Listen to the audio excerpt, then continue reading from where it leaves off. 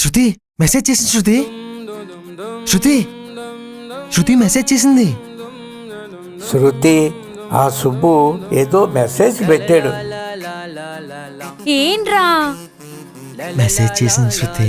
మెసేజే కదా చేసింది, ఎందుకు అలా అరుస్తున్నావు? నువ్వు ఇందాక అడిగావు కదా. కర్మరా బాబు.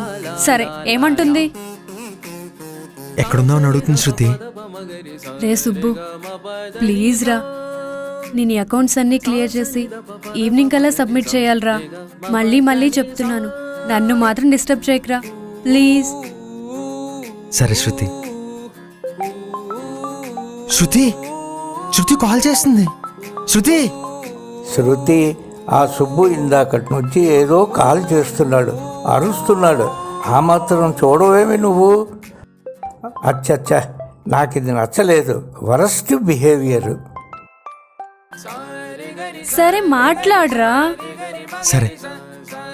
హలో సుబ్బు. హలో సుజాత గారు. ఖాళీగానే ఉన్నావా? ఖాళీయేనండి. డబ్బులు కలెక్ట్ చేయడమే కాబట్టి అలాంటిదే ఉండదు. అవునా? అయితే వచ్చి మాట్లాడుకుందాం. శృతి హా, కలుస్తా అన్నది అంతే కదా, వెళ్ళరా బాబు. సరే సుజాత గారు, ఎక్కడికి రమ్మంటారు? ఇదిగో ఇక్కడ బొడ్డవర స్టేషన్లో ఉన్నాను. సరేనండి. శృతి. సరే, జాగ్రత్తరా. శృతి, ఆల్ ది బెస్ట్ చెప్పు కదా.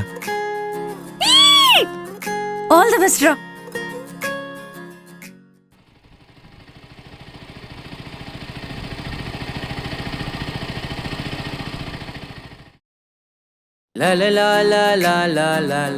సుజాత గారు.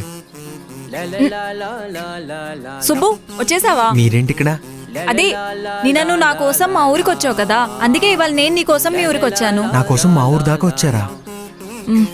సుబ్బు, చాలా వేడిగా ఉంది, ఒక బాదం పాలు తీసుకొస్తావా?